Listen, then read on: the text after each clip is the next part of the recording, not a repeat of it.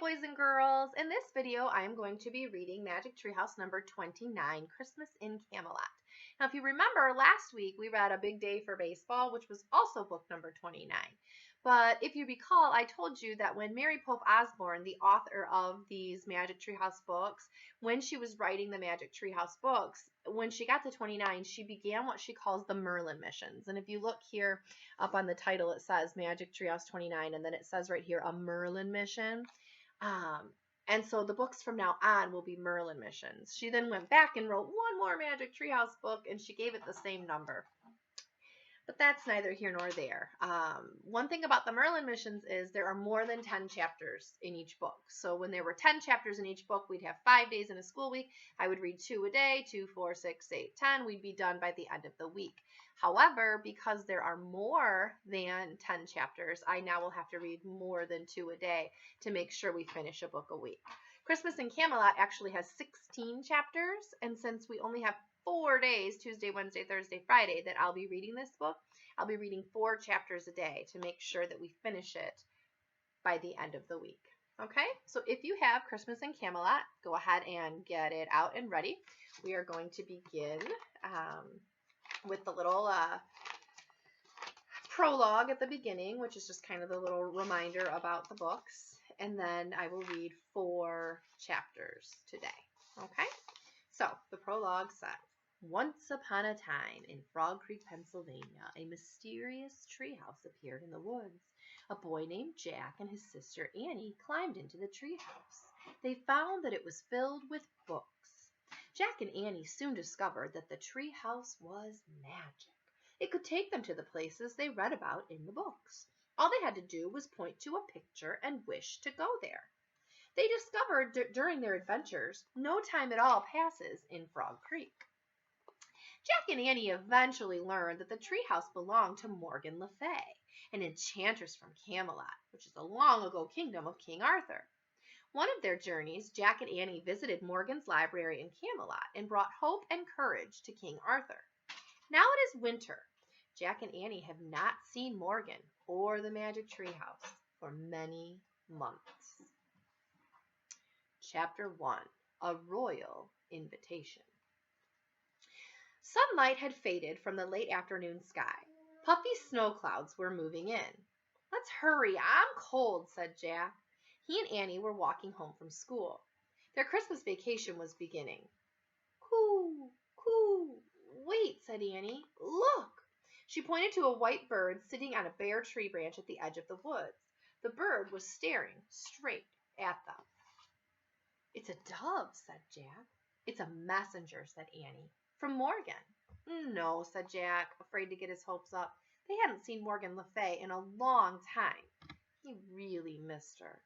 Yes, said Annie. She has a mission for us. I can feel it. In the hush of the cold twilight, the dove spread its wings and flew into the Frog Creek woods. Come on, said Annie. The treehouse is back. You're just hoping, said Jack. I'm knowing, said Annie. She ran into the woods following the white dove. Oh, brother, said Jack, but he took off after Annie. Even in the growing darkness, they easily found their way. They zigzagged between the bare trees and ran over the frozen ground until they came to the tallest oak in the woods. See, said Annie, pointing to the top of the tree. Yeah, whispered Jack.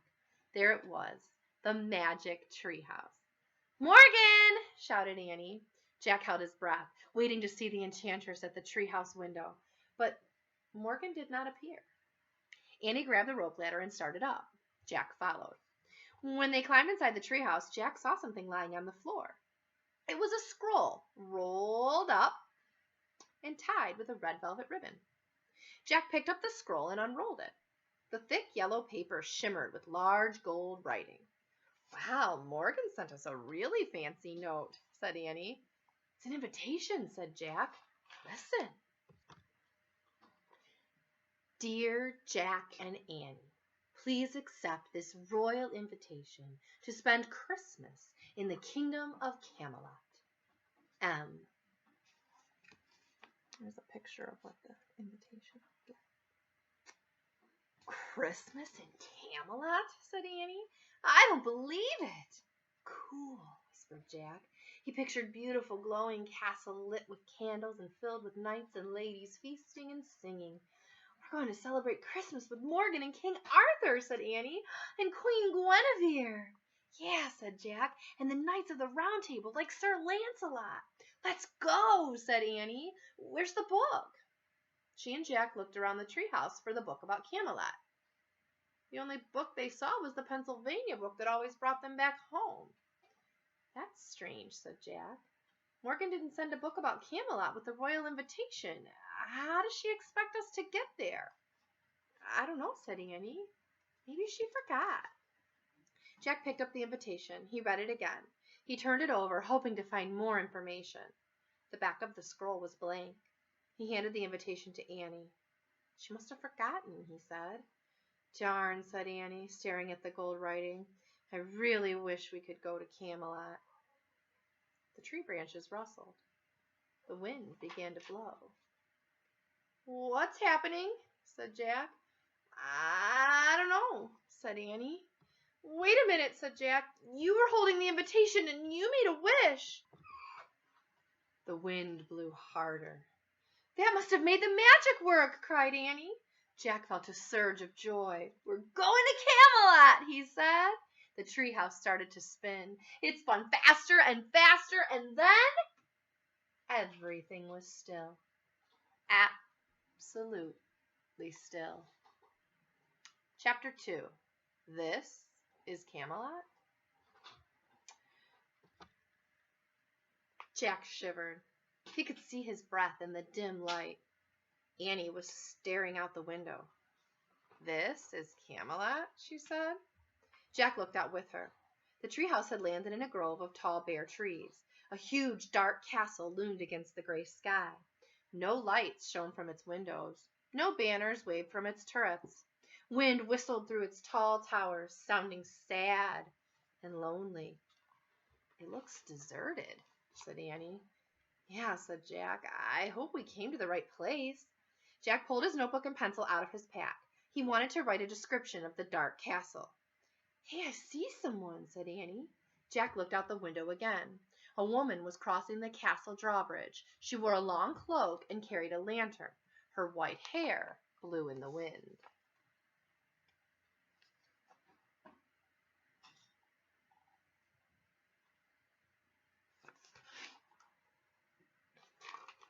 Morgan, said Annie and Jack together. They laughed with relief. Morgan hurried over the frost-covered ground toward the grove of trees. Annie? Jack? Is that you? She called. Of course, who'd you think? Shouted Annie. She started down from the treehouse. Jack threw his notebook into his backpack. He followed Annie down the rope ladder. When they reached the icy ground, they ran to Morgan, and both threw their arms around her. I was looking out the window of the castle, and I saw a bright flash in the orchard, said Morgan. What are you doing here? You didn't send the treehouse for us? Jack asked. With a royal invitation to spend Christmas in Camelot? Asked Annie. No, said Morgan. She sounded alarmed. But the invitation was signed with an M, said Jack. I don't understand, said Morgan.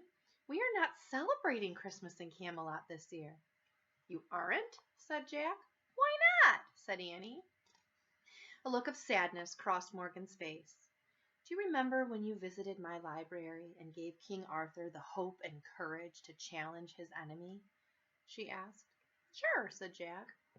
Well, Arthur's enemy was a man named Mordred, said Morgan.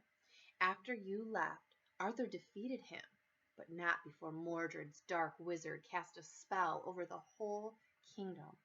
The spell robbed Camelot of all of its joy. What? All its joy? Whispered Annie. Yes, said Morgan. For months, Camelot has been without music, without celebration, and without laughter. Oh, no, said Annie. What can we do to help? Said Jack. Morgan smiled sadly. This time I don't think you can do anything, she said. But perhaps it will lift Arthur's spirits to see you both again. Come, let us go inside the castle. Morgan held up her lantern and started toward the drawbridge. Jack and Annie hurried after her. As they walked through the outer courtyard, the frozen grass cracked under their sneakers. They followed Morgan over the bridge and through a tall gate. There were no signs of life in the castle's inner courtyard. "Where is everyone?" Annie whispered to Jack. "I don't know," he whispered back. Jack really wished that they had a book about Camelot. It might help them understand everything that was going on. Morgan led them to a huge archway with 2 wooden doors. She stopped and looked at them. "I am afraid no book would help you tonight, Jack," she said. Jack was startled that Morgan had read his thoughts. "Why not?" asked Annie. "All your other journeys, you visited real places and times in history," said Morgan. "Camelot is different." "How?" said Jack. "The story of Camelot is a legend," said Morgan. "A legend is a story that begins in truth, but then imagination takes over. Different people in different times tell the story. They use their imaginations and they add new parts, and that is how a legend is kept alive." "Tonight we'll add our part," said Annie. "Yes," said Morgan, "and please, I beg you," in the lantern light she looked very serious, "do not let the story of Camelot end forever. Keep our kingdom alive." "Of course we will," said Annie. "Good," said Morgan. "Come then, let us go into the great hall and see the king." Morgan lifted an iron latch and pushed open the heavy doors. Jack and Annie followed her into the dark castle. Now, we would be stopping there, but remember we're reading 4 chapters today. So we'll begin chapter 3, The Knights of the Round Table. A pair of torches dimly lit the drafty entrance hall of the castle. Shadows danced on the worn tapestries. "Wait here," said Morgan. "I will let the king know of your arrival." She headed through a huge stone archway that led to the great hall. "Let's begin," Annie said to Jack. Jack pushed his glasses into place, and he and Annie walked quietly over to the big arch and peered in. The ceiling of the great hall towered high above the stone floor. At the far end of the room, King Arthur and his knights were sitting around a huge round table. They all wore brown tunics. They had shaggy hair and beards. Their names were carved in gold letters on the backs of their chairs. "The Knights of the Round Table," whispered Jack. And if you've heard any of the legends of Camelot and King Arthur, you'll know about the Knights of the Round Table. Morgan was talking to King Arthur. Beside the king sat a woman in plain gray robe. She had pale skin and brown curly hair. "Queen Guinevere," whispered Annie. Morgan left the king, and Jack and Annie moved quickly back into the shadows. A moment later, Morgan appeared. "I told the king that 2 special friends of his have just arrived," she said. "Come with me." As they walked with Morgan through the great hall, Jack shivered. The huge room was drafty and damp. There was no fire in the fireplace. The stone floor was so cold that Jack could feel the chill through his sneakers. They stopped near the round table. King Arthur stared at them with his piercing gray eyes. "Greetings from Frog Creek," Annie said to the king and the queen. Annie bowed, and Jack bowed too. The queen smiled, but King Arthur did not. "Your Majesty, you remember Jack and Annie," said Morgan. "You met them last summer in my library." "Indeed, I shall never forget them," King Arthur said softly. "Greetings, Annie. Greetings, Jack. How do you come to be in Camelot on this bleak night?" "We came in the magic tree house," said Annie. A shadow crossed the king's face. He looked at Morgan. "No, your Majesty, I did not use my magic to bring them here," she said. "Perhaps a bit of magic still lingers in the tree house and it traveled on its own." "What's going on?" Jack wondered. "Why does King Arthur seem unhappy about the magic tree house?" King Arthur looked back at Jack and Annie. "However you have come, you are welcome in my kingdom," he said. He turned to Queen Guinevere. "These are the 2 friends who once gave me hope and courage in a time of need." Queen Guinevere smiled again, but there was a sad look in her eyes. "I have heard much about you," she said. "I've heard about you too," said Annie. "Allow me to present my knights," said King Arthur. "Sir Bors, Sir Kay, Sir Tristram." As the king named each knight, Jack and Annie nodded shyly. The knights nodded at them in return. Jack waited to hear the name Sir Lancelot, the most famous of Camelot's knights. But the king never said it. "And finally, Sir Bedivere and Sir Gawain," King Arthur said. The king then turned to 3 empty chairs at the table. "And there once sat the three who are lost to us now," he said. "Lost how?" wondered Jack. "You may sit in their places and join our dinner," King Arthur said. "Thank you," said Annie.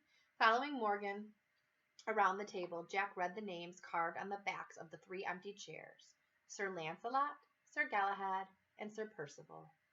Jack took off his backpack and sat down in Sir Lancelot's place. As he sat tall and straight in the heavy wooden chair, Jack looked at the king and his knights. They were gnawing meat off of bones and slurping wine from heavy goblets. They ate without manners and without delight. Jack really wanted to take notes. He reached into his pack under the table and pulled out his notebook and pencil. But before he could write a word, a serving boy brought more food. Jack quickly put his things away. The boy set a greasy slab of beef on a soggy piece of bread in front of him. The food looked terrible. "Not much of a Christmas feast, huh?" Annie said in a low voice. Jack shook his head. Annie leaned close to Morgan and whispered so King Arthur wouldn't hear. "What happened to the three lost knights?" she asked. "After Morgred's dark wizard cast his spell, the king sought help from the magicians of Camelot," Morgan said quietly. "They told him he must send his knights on a quest to the other world to recapture our kingdom's joy." "What's the other world?" said Jack. "It's an ancient enchanted land beyond the edge of the earth," said Morgan, "the place where all magic first began." "Wow," whispered Annie. "The king chose his three bravest knights to journey there," said Morgan. "When they did not come back, Arthur turned against his magicians. He blamed magic for all of Camelot's woes. Hence he has banned magic of any kind from the kingdom forever." "But you're a magician," whispered Annie. "Did the king turn against you too?" "Arthur and I have a long friendship," said Morgan. "He has allowed me to stay in the castle as long as I promise not to practice the art of magic ever again." A feeling of dread crept over Jack. "So does that mean the magic treehouse is—" Morgan nodded. "Yes, banished from Camelot," she said. "I'm afraid this will be your last journey, and the last time we see each other." Her eyes filled with tears, and she looked away. "What? The last time we see each other? Forever?" said Annie. Before Morgan could answer, the wooden door swung open with a bang. A wind rushed through the great hall. The torches and candles flamed brighter, making the shadows leap wildly on the walls. The sound of hoofbeats filled the room. A knight on a huge horse rode through the arched doorway. The knight was dressed all in red, from his shining helmet to the long cloak on his back. His horse was dressed in all green, from the armor that covered his head to the cloth that hung from his saddle. "Oh, wow," breathed Annie. "A Christmas night." Chapter 4. Who Will Go? "I have come to see Arthur the King," the Christmas knight said. His deep voice echoed inside of his helmet. His red armor gleamed in the firelight. King Arthur stood up. He stared fiercely at the knight, but he spoke in a calm, steady voice. "I am Arthur the King," he said. "Who are you?"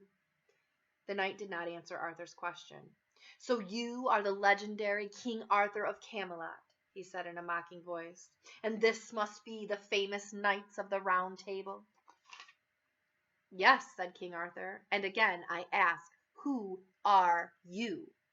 The Christmas knight still did not answer Arthur's question. "The spell of the dark wizard has robbed Camelot of its joy," said the Christmas knight. "Has it robbed you and your men of your courage as well?"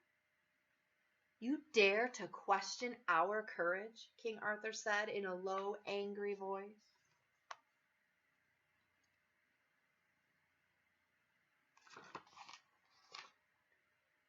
"Camelot is dying!" the Christmas knight boomed. "Why has no one journeyed to the other world to recapture its joy?"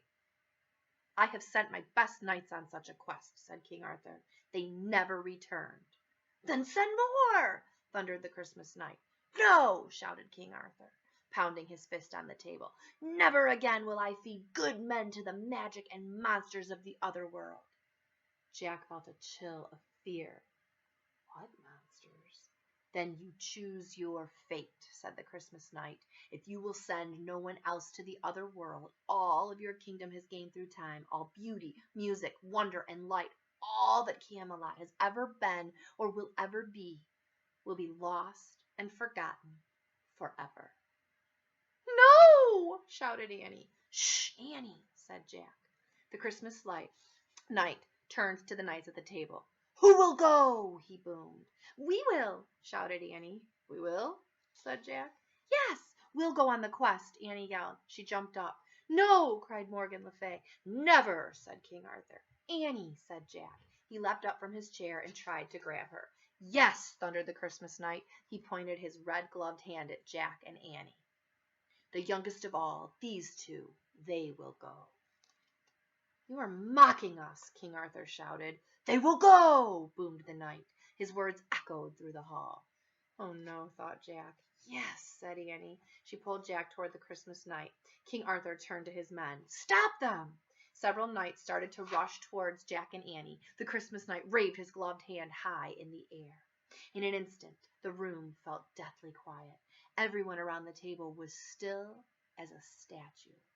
King Arthur looked like the statue of a furious king. Queen Guinevere looked like the statue of a worried queen. The knights of the Round Table looked like statues of fierce knights. And Morgan Le Fay looked like the statue of a caring friend. Her mouth was open as if she were calling out to Jack and Annie, but no sound came from her lips. No sound at all. We're going to stop there, boys and girls. Tomorrow we will read 5, 6, 7, and 8. I can't wait to see what's going to happen. Bye.